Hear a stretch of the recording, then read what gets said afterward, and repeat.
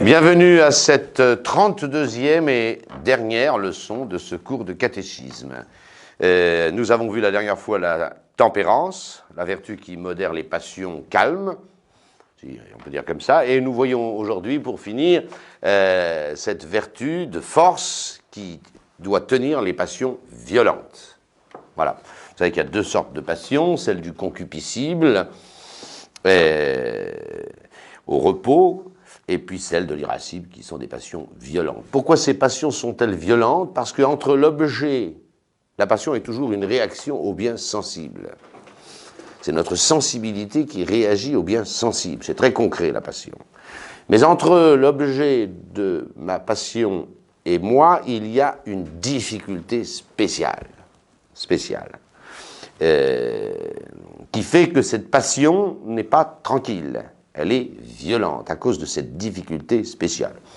L'exemple que j'avais donné, je me souviens, et je le reprends rapidement, hein, vous avez un petit gamin qui s'est fait voler son cartable par un gros terminal. Bon, il veut récupérer son cartable. C'est le sien, c'est juste, c'est normal.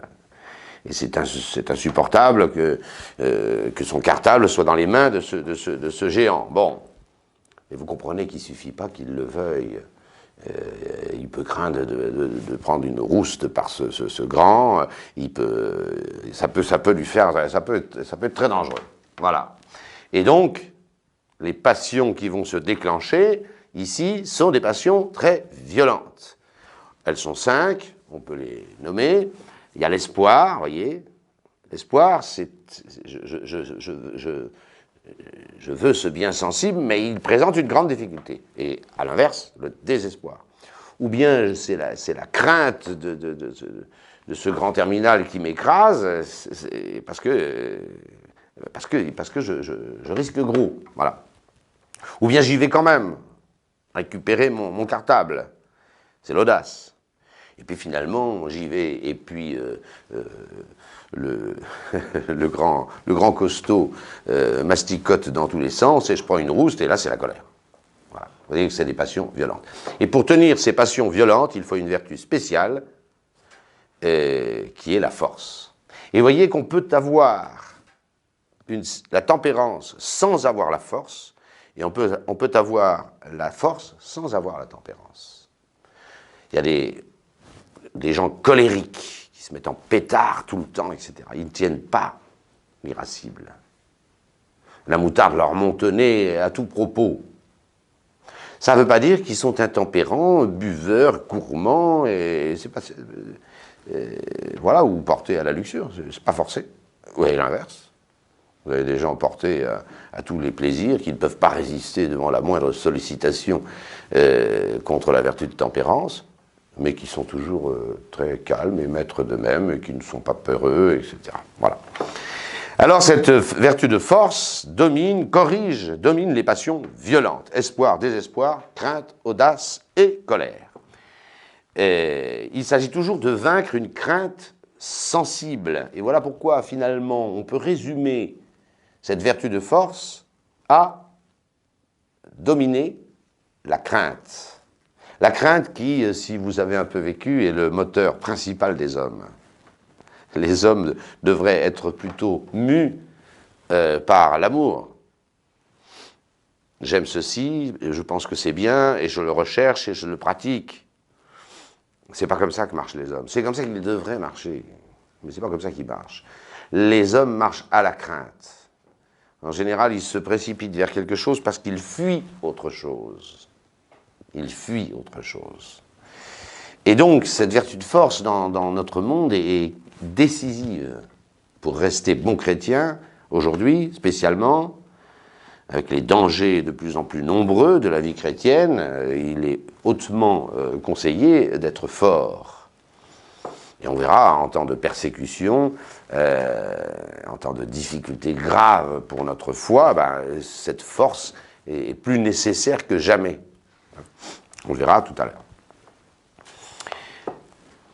Est fort celui qui domine la crainte, les craintes qui l'agitent, et non celui qui se laisse dominer par la crainte. le coléreux, l'excité, vous avez des gens toujours excités, la moindre chose les met en pétard, c'est d'ailleurs assez... On voit très bien qu'ils sont faibles. Ils sont faibles. Hein. Il ne s'agit pas, notez-le bien aussi, de tenir les passions des autres. Il s'agit d'abord de tenir les siennes. On verra ça quand on rentrera un petit peu en détail. Hein. La force, vous savez, dans les films, c'est toujours celui qui il tient les passions des autres. C'est pas ça la force. La vertu de force, c'est de dominer ses propres craintes et d'être le maître de ses passions irascibles. Alors, premièrement, les deux actes de la vertu de force, un cas spécial, le martyre, et troisièmement, les parties, les vertus annexes de la vertu de force. Et ainsi, nous saurons un petit peu de quoi est fait cette vertu. Vertu étrangement absente de notre paysage culturel, hein, comme nous allons le voir. Devant le mal sensible de ces 5 passions, le caractère dominant, c'est la crainte. C'est la crainte. Même dans les autres passions, dans l'espoir, le désespoir, le grand ennemi, c'est la crainte. Dans l'audace, et évidemment dans la crainte, le grand ennemi, c'est la crainte. Pourquoi? C'est qu'on ne va pas reculer devant une chose qui nous fait peur. Et là, dans la colère, on recule devant quelque chose qui nous fait peur. Il faut bien saisir en quoi consiste cette vertu de force. La vertu de force, c'est capital, elle a 2 actes. Elle fait 2 choses. Quand je suis fort et je suis confronté à une crainte, j'ai 2 choses à faire. Pas 3, 2. La première, c'est de soutenir, de patienter, de ne pas me jeter contre cette crainte, mais c'est-à-dire d'être suffisamment fort pour, en latin sustinere, soutenir le choc de cette crainte. Ça a l'air passif. C'est, nous le verrons tout à l'heure, le point culminant de la force. Le point culminant de la force. J'ai une chose qui me fait très peur, qui risque de me faire dévoyer de la justice, abandonner le bien, l'honnêteté, la droiture. La première chose à faire, la première chose qui est forte, c'est de ne pas craindre démesurément cette chose-là. Et donc, de soutenir le choc de cette crainte, de patienter. Vous voyez? Alors là, on a une version diamétralement opposée à tous les exemples qu'on nous propose. Ce premier acte de soutenir le choc de la crainte, de patienter, il est lent, c'est long, ça dure, ça peut durer très longtemps. Et c'est ça l'acte principal de la force. Et puis il y en a quand même un deuxième, ça c'est le sustinere, comme disent les théologiens, et puis il y a l'agredi, c'est l'attaque. Effectivement, quand une crainte injuste m'agresse, si je peux m'en débarrasser, alors je dois le faire. Si je peux réduire cette crainte, si je peux l'éloigner de moi, qu'elle ne me fasse pas si peur que je me corrompe, que j'abandonne le bon chemin. Voilà. Et ça, c'est un acte beaucoup plus rare, rapide, mais surtout, c'est pas le formel de cette vertu de force. Hein, c'est pas l'acte qui réalise le formel. Le formel, l'acte principal de la vertu de force, c'est devant le mal sensible, c'est de ne pas bouger, de résister. Et voyez, nos contemporains qui sont toujours mus par quelques craintes, cèdent sans arrêt à toutes les craintes. On passe notre temps à céder aux craintes qui nous agitent. Crainte de payer trop d'impôts, crainte de la maladie, crainte de ceci, crainte du qu'en dira-t-on, crainte voilà. On craint sans arrêt. Et au lieu de résister devant ces craintes,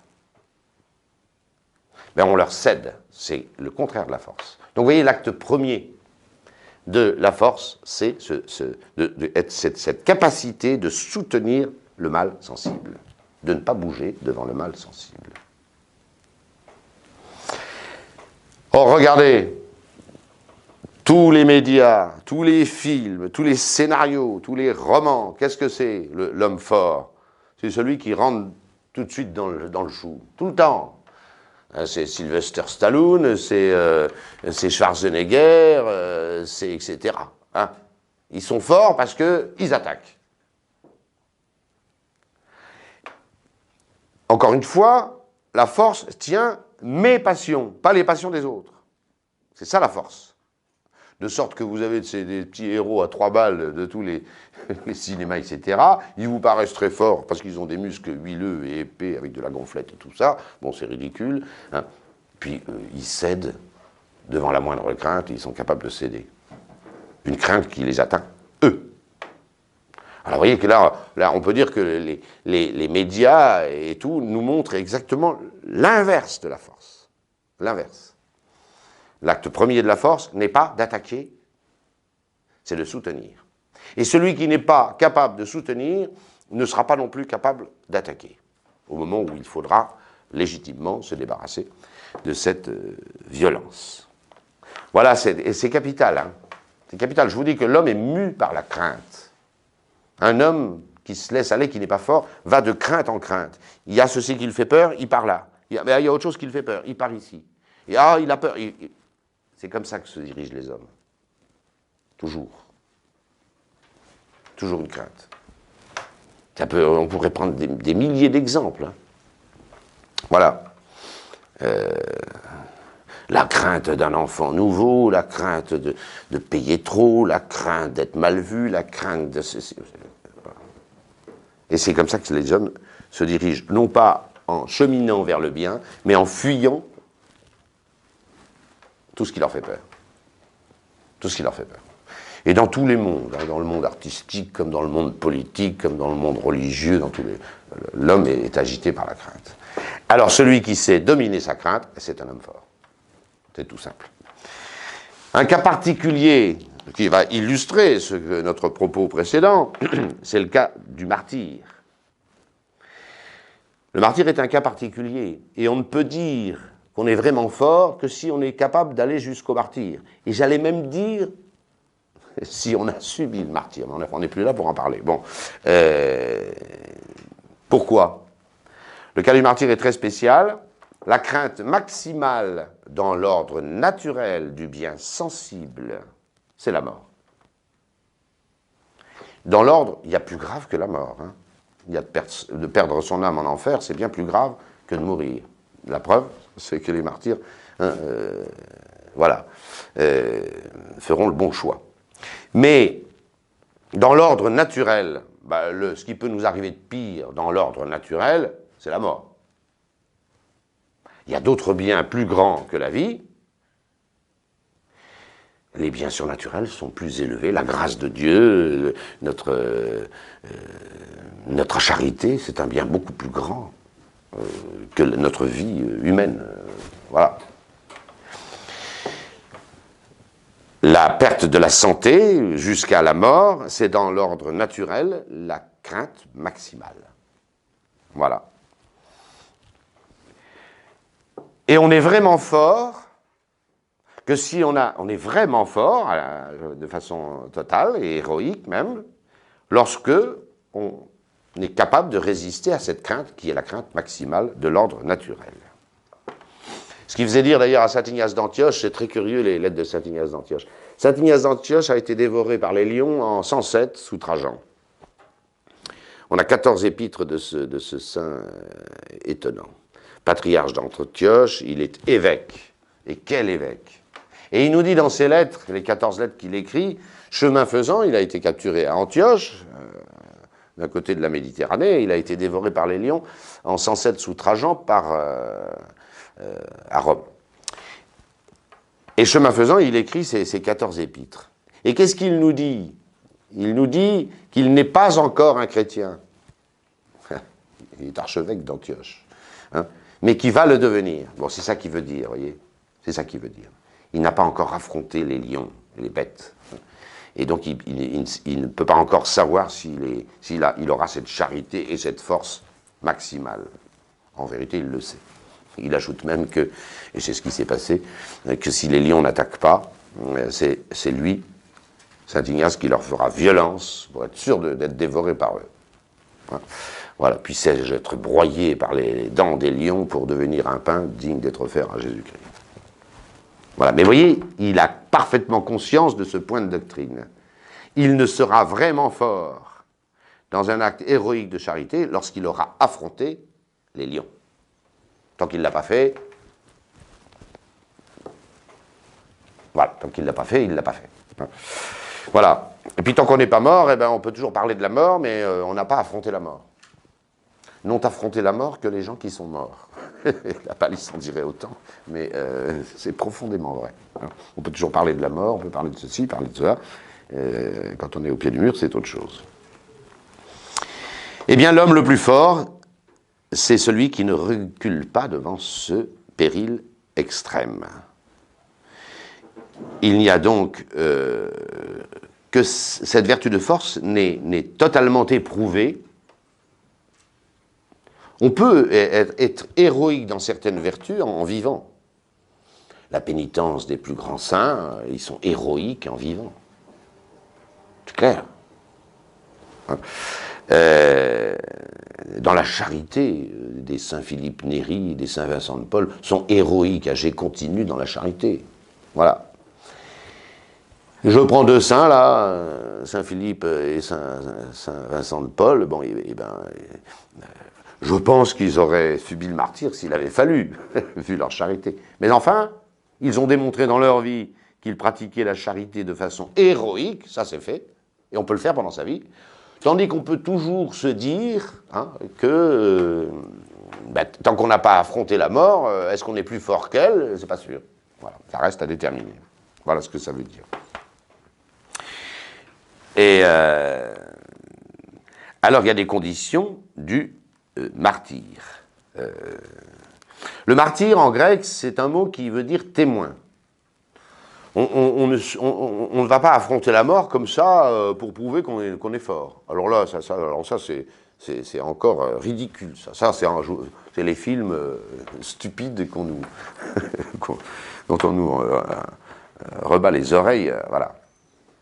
Oui, j'ai pas peur, c'est pas ça. Il faut, pour un martyr, il s'agit de démontrer quelque chose, de témoigner en faveur de quelque chose.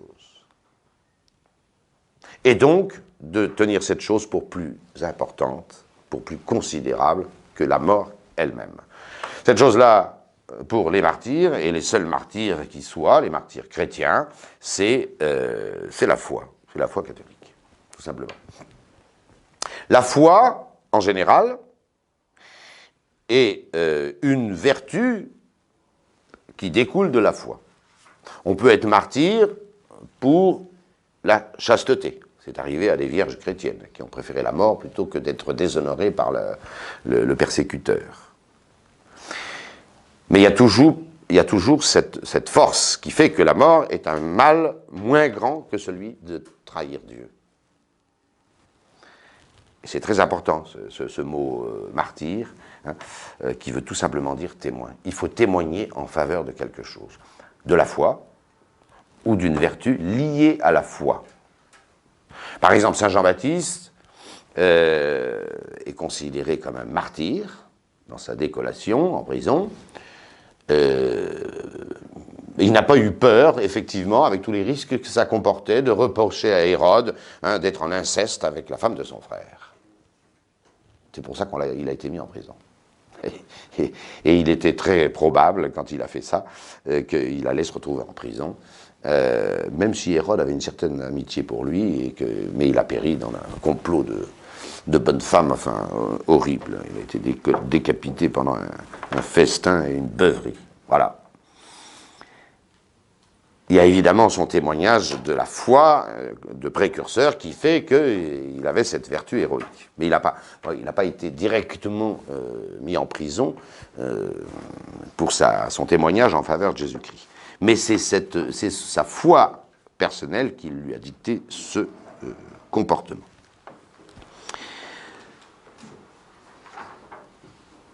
Quelles sont les conditions du martyr?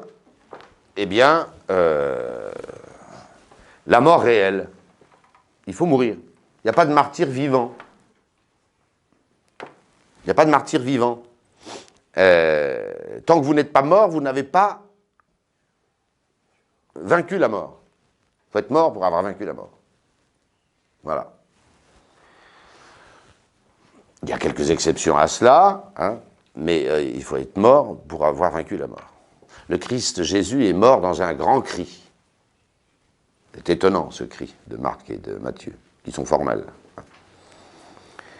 Parce que Jésus avait offert sa vie, mais tant qu'il n'est pas mort, il n'a pas offert sa vie. C'est pas un cri de pas de désespoir, puisqu'il dit « Mon Père, je remets mon âme entre vos mains ». C'est tout sauf... Mais c'est inique, c'est intolérable que le Fils de Dieu, le Verbe de vie, meure. Voilà. Et tant qu'il n'est pas mort, il n'a pas offert sa mort. Et ainsi de suite pour les autres. Hein. Jésus est le proto-martyr, le martyr par excellence.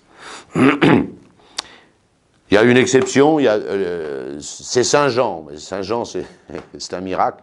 Saint Jean l'évangéliste a été jeté sous Domitien, je crois, dans une chaudière d'huile bouillante dans les années 90. Bon. Mais bon, par un miracle, il en est ressorti encore plus vigoureux. Ça l'a ragaillardi. Bon, c'est un miracle. Mais il n'est pas mort. Et sa fête est en blanc. Elle n'est pas en rouge, comme la liturgie des martyrs. C'est comme ça. Hein. Voilà. Même si on peut considérer que, bon, la Sainte Vierge Marie, le glaive de douleur qui lui a transpercé l'âme au pied de la croix, on l'appelle à juste titre la reine des martyrs. Voilà. Mais toutes ces fêtes sont en blanc. Donc il n'y a pas de martyr vivant, théologiquement parlant, il faut être mort. Et c'est très compréhensible, celui qui n'est pas mort n'a pas vraiment encore affronté la mort. C'est après la mort qu'on a vaincu la mort. Elle doit être infligée par un injuste agresseur. Ah ben évidemment, il ne s'agit pas d'être poursuivi pour un crime de droit commun, vous comprenez. Hein, voilà. Les premiers martyrs de l'Église, les presque environ 10-12 millions de martyrs de l'Église sous l'Empire romain, ce qui est énorme. Énorme. Hein. Persécutions ont duré quand même 2 siècles. Hein. C'était très clair, parce qu'ils avaient le choix. Le persécuteur leur laissait le choix entre sacrifier aux idoles ou mourir. Alors là, c'est très très clair. Il y a un choix, par sic et non, c'est oui ou c'est non, hein. On vous laisse la vie sauve si vous sacrifiez, si vous reconnaissez les dieux de l'Empire, Jupiter, Junon, Neptune et toute la bande. Bon, voilà. Si vous ne le faites pas, hop, vous êtes contre les dieux de l'Empire. Et le rescrit de Trajan nous prouve qu'il n'y avait pas de crime des chrétiens. Il y avait simplement le fait d'être chrétien était un crime. C'est inouï, mais c'est comme ça. C'est le fait d'être chrétien qui est un crime. Pourquoi?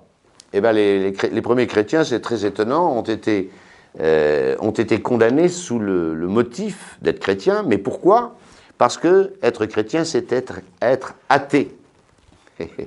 Saint Polycarpe de Smyrne, quand il rentre dans l'arène, qui va être brûlé vif à 86 ans, toutes les arènes, nous avons les actes du martyre de Saint Polycarpe de Smyrne. Et nous sommes en 150, il a 86 ans. J'ai déjà parlé de ce personnage pour prouver qu'on baptisait les enfants du temps des apôtres. Bon. Mais c'est autre chose. Eh bien, toutes les arènes crient « à mort les athées ». Les athées. Ça nous fait rire aujourd'hui. Les athées, c'est ceux qui refusaient tous les dieux de l'Empire romain. Il était donc athée. Et c'est pour ça qu'il a été brûlé vif, ce géant de Saint Polycarpe de Smyrne. Voilà. Alors là, c'est un injuste agresseur. L'Empire romain, vis-à-vis de tous les martyrs chrétiens, était un injuste agresseur qui les condamnait pour le seul fait d'être chrétien et d'être athée, comme je viens de vous le dire. Mais évidemment, quelqu'un qui est poursuivi pour un crime ou une injustice, il n'est pas plus martyr que... Hein. un bon vivant. Hein. Voilà. Et même, il faut plus. Il faut que ce soit infligé par un injuste agresseur, mais en haine de la foi, puisqu'il y a un témoignage à rendre. Il faut que la foi soit attaquée. C'est la foi de ce chrétien qui est intolérable. Qui est intolérable. Ou bien à cause de sa foi, mais toujours à cause de la foi. Témoignage renvoie à la foi. Une vertu connexe à la foi. Bon. Saint Jean-Baptiste, je vous ai déjà cité, les vierges chrétiennes qui... voilà, mais si nos vierges chrétiennes étaient chastes et vierges, c'est à cause de la foi, bien sûr. Donc le lien là entre la chasteté, la virginité et la foi était immédiat. L'Antiquité ne connaissait pas cette vertu de chasteté. Elle ne connaissait pas. La virginité, c'est une création de la Vierge Marie. Les Vestales faisaient une espèce de vœu de chasteté, mais temporaire. Puis après, elle rattrapait le temps perdu. Bon, enfin, bref, c'est une autre question. Et évidemment, il faut que ce soit subi volontairement par le martyr. Parce que, qu'est-ce qui fait le martyr? Qu'est-ce qui fait un martyr? C'est l'acte héroïque de charité, pas seulement de force. Ça, il faut bien le comprendre. C'est l'acte héroïque de charité. Il préfère, par l'amour de Dieu, la mort, qu'il tient pour peu de choses. En tous les cas, pas aussi importante que son amour de Dieu et du Seigneur Jésus-Christ. Il faut donc qu'il y ait cet acte positif dans le martyr, de donner sa vie. Il ne suffit pas qu'on vous la prenne, il faut la donner. Il faut la donner. Si quelqu'un est tué comme martyr en haine de la foi dans son sommeil, bon, on dirait qu'il n'a pas fait cet acte. Non, mais il avait sûrement, enfin j'espère pour lui, cette disposition habituelle à donner sa vie. Mais il y a toujours dans le martyr cet acte qui fait que on donne sa vie. On donne sa vie. Cet acte de charité. Selon la parole du Seigneur, il n'y a pas de plus grand amour que de donner sa vie pour ceux qu'on aime, tout simplement. Ça, c'est la phrase révélée de l'héroïsme de la vertu de force. En quoi consiste le martyr? Les effets du martyr, pour finir sur le martyr, le deuxième nom du martyr, vous le savez, c'est le baptême de sang. Il y a 3 baptêmes. Il y a un seul sacrement de baptême. Nous sommes bien d'accord. Celui qui est reçu dans l'eau. Et il est le seul, ce sacrement de baptême, à donner le caractère de fils de Dieu. Pas les autres. Il y a deux autres baptêmes, mais qui ne donnent pas le caractère. Ben c'est le martyr, je vais y revenir, et puis c'est le baptême de désir. Celui qui fait un acte de charité parfaite envers Dieu se met dans la grâce de Dieu. Tout simplement. Il n'est pas baptisé dans l'eau, il n'est pas marqué du caractère baptismal, mais il est dans la grâce et dans la charité de Dieu. C'est exactement d'ailleurs le cas du martyr. Alors évidemment, autrement dit, les 2 baptêmes de désir et le martyr, ben c'est la même chose. C'est exactement la même chose. C'est cet acte de charité parfaite qui vous donne les effets du baptême sans en avoir la réalité sacramentelle. Et c'est évident pour le martyr. Si celui, baptême de désir, qui fait un acte de charité par lequel il aime Dieu plus que toute chose, et c'est totalement normal d'aimer Dieu plus que toute chose, si on a bien compris tout ce que je vous ai dit, ben il est évident qu'il est dans la charité. S'il est dans la charité, il est dans la grâce. Et tous les effets de justification du baptême, il les a reçus. Seulement, ce n'est pas évident à contrôler pour le baptême de désir, ça se vérifie très clairement pour le martyr, pour le baptême de sang. Enfin, notons que au ciel, il y aura 3 couronnes spéciales. Seront au ciel tous ceux qui seront morts en état de grâce, dans la charité de Dieu. Il faut préférer Dieu. C'est le fin mot de la vie chrétienne. Dieu doit être aimé par-dessus tout, c'est le premier commandement. On va pas recommencer à zéro. Mais il y a 3 couronnes spéciales, d'une charité spéciale. Il y a la couronne des martyrs. C'est normal qu'ils aient une couronne, et c'est pour ça qu'on remet toujours une couronne au-dessus des martyrs dans l'iconographie chrétienne. Parce qu'ils ont démontré qu'ils ont préféré Dieu au péril le plus grave de cette terre, c'est la mort. Et puis il y a aussi c'est donc une couronne spéciale de la vertu de force. Il y a celle des docteurs, pour leur pugnacité à défendre la vérité catholique, autre couronne, et celle des vierges pour la chasteté. Mais attention, même si la couronne des martyrs, c'est une couronne qui récompense la force, même si la couronne des docteurs, c'est celle qui récompense la vérité, la recherche et l'exposé de la vérité, même si celle des vierges, c'est celle de la chasteté, il y a toujours cette référence à la charité. C'est un acte de charité parfaite, le martyr. Toujours. Et les autres aussi. Et les autres aussi. Il n'y a pas de vertu, on l'a vu ça quand on a commencé les vertus. Il n'y a pas de vertu sans la charité. Zéro. Il n'y a que des cadavres de vertu. Sans l'amour de Dieu, nos vertus ne valent rien. Elles sont la matière des vertus. Elles ne sont pas des vertus. La forme de toute vertu, c'est la charité. Et là, bon, c'est la doctrine de tous les théologiens, mais c'est également la doctrine de la Sainte Écriture. Souvenez-vous du texte de saint Paul, 1 Corinthiens chapitre 13, si j'ai la science des hommes, des anges, si j'ai pas la charité, je suis quoi? Je suis rien, zéro. Si je distribuais tous mes biens aux pauvres, hein? Alors c'est pas de la charité, ça? Distribuer ses biens aux pauvres, c'est ça. Ça peut se faire par philanthropisme, par par pitié ou je ne sais quoi. Si je n'ai pas la charité, je suis un airain sonore et une cymbale retentissante. Quand je livrerai mon corps aux flammes, ah, quelle pénitence, hein? Si je n'ai pas la charité, cela ne me sert de rien. Donc vous voyez, la forme de toute vertu, ce qui scelle toute vertu, c'est la charité. Et voilà pourquoi ça justifie le baptême de désir, parce que c'est la charité parfaite, et le baptême de sang, parce que c'est le plus grand acte de charité possible envers le Seigneur. Évidemment que toute peine due à nos péchés est remise par un acte de charité parfaite, mais difficile à faire, j'allais dire, dans la vie ordinaire, hein, encore que très possible, hein, on devrait tous aimer Dieu par-dessus tout, mais évident dans le martyre. Alors si c'est un acte de charité parfaite, il n'y a même pas de peine, il n'y a pas de purgatoire, il n'y a rien. On va tout droit au ciel. De sorte que Innocent III a pu écrire « Il fait injure au martyr, celui qui prie pour le martyr ». On ne prie pas pour un martyr. On ne prie pas pour un martyr. C'est inutile. Hein. Et c'est faire injure à ce martyr que de prier pour lui. On est sûr qu'il est mort dans un acte de charité parfaite. On perd son temps et on lui fait injure à prier pour lui.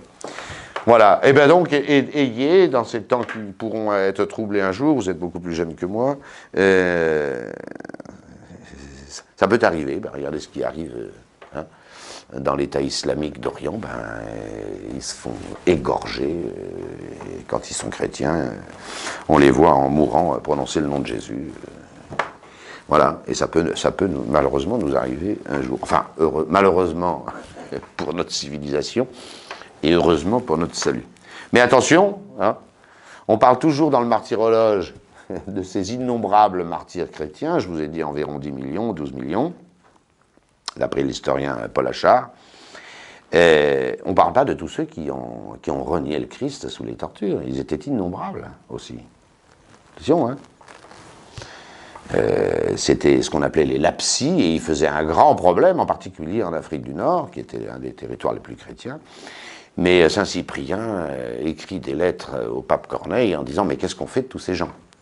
Et il y a une grande querelle qui naîtra d'ailleurs entre le Saint Cyprien, évêque de Carthage, et le pape Corneille, parce que ce monseigneur Cyprien, tout géant de sainteté qu'il soit, avait commencé à rebaptiser les lapsies, ceux qui avaient apostasié. Alors ça, non, on ne renouvelle jamais le baptême. Jamais. Le baptême d'eau, le sacrement, on ne le renouvelle jamais, puisqu'il donne un caractère ineffaçable. Mais voyez un peu là, au-delà de cette... Puis finalement, ils sont morts martyrs tous les deux, Saint-Cyprien et Saint-Corneille, et leur fête est ensemble. Mais heureusement que peu de temps avant cette persécution de Dès, si j'ai bonne mémoire, ils se sont rabibochés. Parce que c'est évidemment le pape Corneille qui avait raison contre ce géant de sainteté qui est Saint-Cyprien. Voilà, et il a arrêté de rebaptiser les lapsis. Mais les lapsis, c'était un fléau de l'Église. Un fléau, c'est des gens qui avaient apostasié. Et puis après, ben, quand la persécution cessait, ils revenaient voir l'évêque en disant qu'est-ce que vous faites de nous? Alors il les mettait généralement pour 10 ans, en pénitence, etc., etc. Mais il ne fallait pas les rebaptiser. Voilà. Et pour finir, les vertus annexes de la vertu de force. Les vertus, c'est comme les poupées russes. Vous avez la grande vertu, puis une petite vertu plus petite dedans, et ainsi de suite. Et c'est un espèce d'édifice, les vertus. Nous sommes dans la vertu de force. C'est une des 4 vertus cardinales. Mais elle peut se détailler, si je puis dire, en vertu annexe. Et ce qui nous aide à voir un petit peu là où nous serions insuffisants par rapport à la vertu de force. Nous avons déjà dit que la vertu de force a 2 actes, attaquer et patienter. On a commencé par patienter, supporter la crainte, et puis, quand on peut légitimement s'en débarrasser de la crainte. Voilà. Par rapport à l'agrédit, on va commencer par l'attaque. On distingue 2 vertus. La magnanimité par rapport à la fin et la magnificence par rapport aux moyens. Et puis par rapport, je vais y revenir bien sûr, et par rapport au soustinere, patienter, supporter la crainte, se soutenir le choc de la crainte. Il y a 2 vertus, la patience, ben, c'est évident, hein, et on voit bien que c'est là le formel de la vertu de force, et la persévérance, parce qu'il y a une épreuve spéciale dans le temps. Disons un mot de ces 4 vertus annexes. 1, la magnanimité. La magnanimité, c'est la vertu qui nous porte aux grandes choses. La sainteté, les responsabilités, de faire de grandes choses dans notre vie. Hein. En raison de leur excellence, évidemment, en raison de l'excellence de ces grandes choses. Non point en raison de l'honneur qu'elles nous apportent. Ça peut être une chose détestable qui s'appelle l'ambition. Il y a au moins une chose dont on est sûr que elle est désirable pour elle-même, c'est la sainteté. Et voyez, la première chose des grands saints, c'est qu'ils ont voulu le devenir. Ça, c'est clair. La première chose des grands saints, c'est qu'ils ont voulu le devenir. Et là, quand on pense à Sainte Thérèse, qui, je ne sais plus quel âge elle avait, elle était encore une gamine, elle dit « Je veux être une grande sainte. Je veux pas être une sainte au rabais, une sainte ordinaire.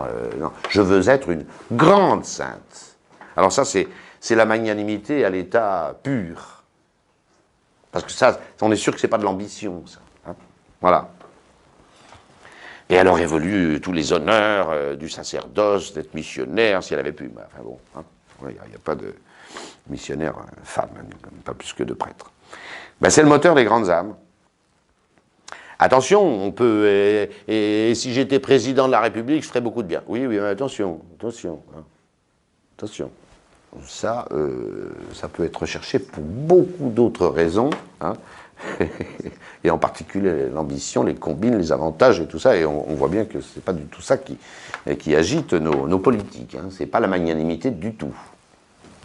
C'est les honneurs, c'est le caractère presque irrésistible de l'autorité qui corrompt la plupart des gens. Voilà. Et donc, ça n'a rien à voir avec ce que nous disons. La magnanimité, c'est de rechercher, de concevoir les grandes choses et de les vouloir, mais pour ce qu'elles sont, et en tant qu'elles sont. Voilà. C'est le moteur des grandes âmes. C'est la magnanimité. Vous avez des âmes étriquées, chiches, petites, rabougries. Avant même de savoir si elles vont mettre le prix de la vertu, elles ne conçoivent même pas que ça puisse être pour elle. C'est quand même désolant. C'est quand même désolant. Voilà. Et alors, d'où la deuxième vertu connexe. Si quelqu'un a vraiment de grands désirs, ben, il faut qu'il consente d'y mettre le prix. C'est vrai dans les choses humaines. Je veux construire une très grande maison, ben, il faut un peu d'argent, faudra se serrer la ceinture pendant des heures. Il faut mettre le prix. Il faut mettre le prix aux choses. Il y a celui qui ne voit pas la grande chose, ah ben, il ne bouge pas celui-là. Il n'envisage rien de grand pour sa vie. Métro, boulot, de dos. Il n'a pas de magnanimité. Et puis il y a celui qui entrevoit de grandes choses, mais alors il est chiche. Il a le porte-monnaie en peau de hérisson, comme on dit. Il ne veut pas se gêner, il ne veut pas faire le moindre effort. Ça, c'est le vice opposé à la magnificence. La magnificence est au moyen ce que la magnanimité est à la fin. Et dès qu'on fait une grande chose dans sa vie, bah c'est très coûteux. Surtout dans le domaine moral.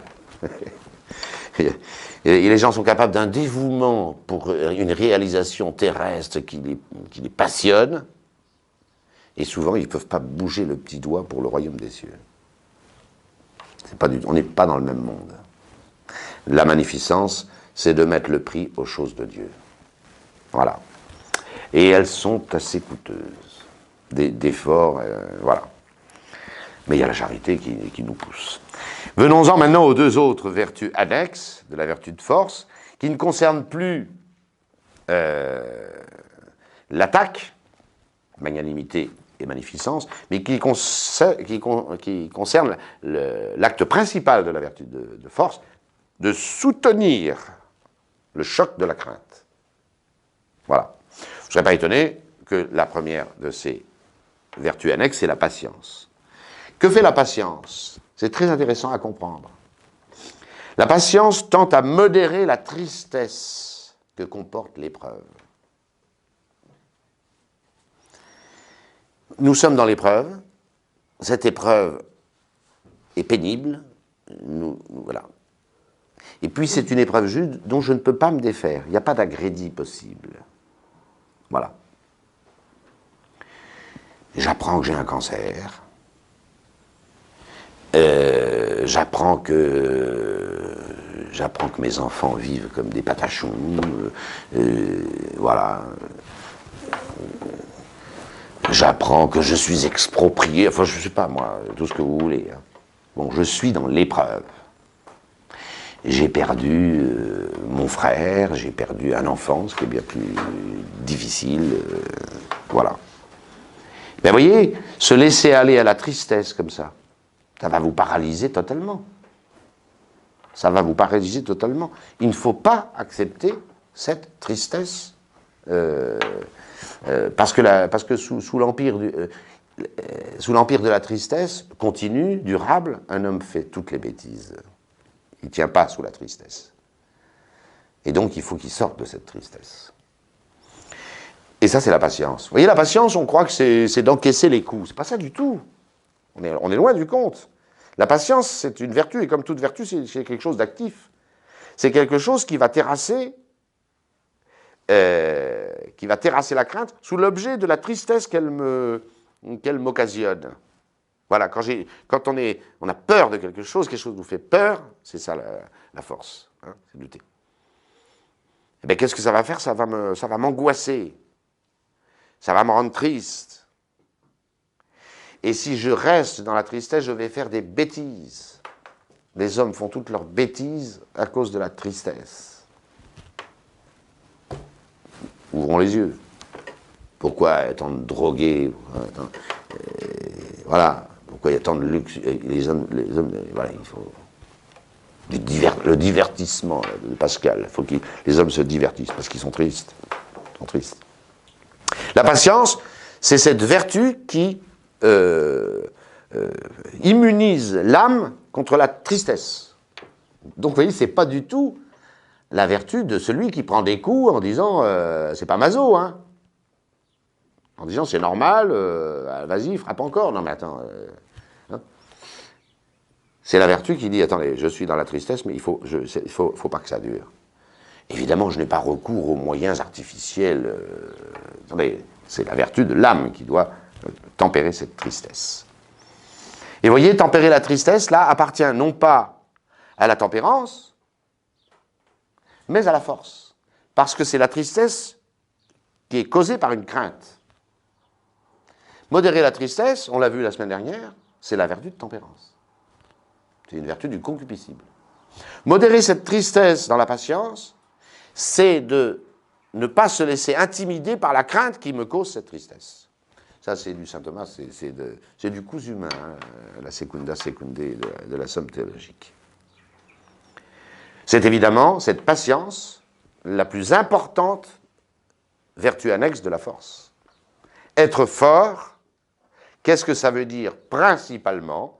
Ça veut dire être capable de se défaire des tristesses que m'occasionne la crainte. Voilà ce que c'est que d'être fort. C'est éminemment positif. Voilà. Et soyez toujours joyeux. C'est la morale de l'histoire. Il faut toujours être joyeux. Toujours. Toujours, toujours. Et vous ne serez pas un imbécile heureux. C'est pas ça. Non, non. Et c'est pas la joie qui naît de l'alcool ou de la drogue ou de manger et de la luxure. C'est pas de celle-là que je parle. C'est cette joie que vous instaurez dans votre âme en acceptant l'épreuve de la crainte. C'est tout autre chose. Et pour finir, la persévérance. C'est un peu la même chose, mais contre cet ennemi qui s'appelle le temps. Le temps, la lassitude, l'ennui qui naît de l'épreuve, mais en tant qu'elle s'étale, elle s'éternise, elle dure. C'est une difficulté très spéciale. Remarquez bien une chose. S'il n'y avait pas le temps, la vertu serait très facile. Je vois qu'il y a un bien à faire, je vois qu'il y a un bien à obtenir, j'y vais, j'y mets le prix, tant pis, mais je sais que c'est bientôt fini l'épreuve. Bon, la plupart des hommes seraient vertueux. Hein. La persévérance, c'est cette disposition qui affirme l'âme devant l'ennui, la durée, la lassitude du temps. Or, le temps, il abîme tout, si on y prend garde. Hein. La persévérance est au futur, dans la durée, ce que la patience est au présent. La patience, je supporte. Je supporte la crainte en chassant la tristesse qu'elle m'occasionne. Dans la persévérance, j'immunise mon âme contre la perspective de la durée. C'est terrible, la durée. On est tous prêts, je pense, sans une grande vertu, à accepter une épreuve. J'allais dire, voilà, c'est comme ça va durer 1 heure, 2 heures, 3 heures, 24 heures. On est prêt à le faire. Mais nous ne connaissons pas l'avenir. Nous ne savons pas combien de temps dureront nos épreuves. Nous ne savons pas. Voilà. Et c'est ça le plus terrible. Et c'est ça qui est vraiment terrible. Même si la patience est le formel de la vertu de force, la persévérance y est indispensable.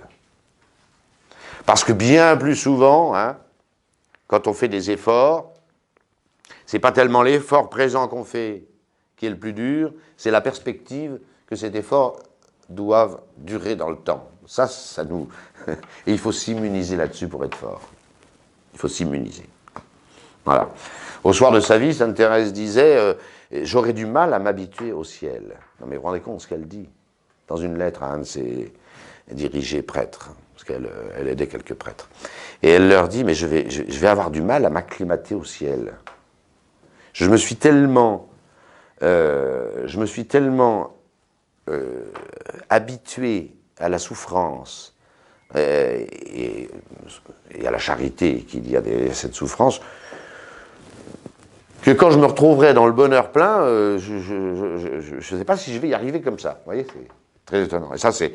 Alors là, on peut dire qu'elle était immunisée, mais totalement, hein, immunisés totalement contre la crainte de la durée. Voilà. Le grand ennemi, la durée, et les hommes seraient, s'il n'y avait pas de durée dans l'épreuve, les hommes seraient beaucoup plus vertueux, hein, il n'y a pas de doute. Un dernier mot, la persévérance finale, puisqu'on parle de persévérance, qu'est-ce que c'est que la persévérance finale? Ben, c'est la coïncidence dans le temps entre la mort et l'état de grâce et la charité.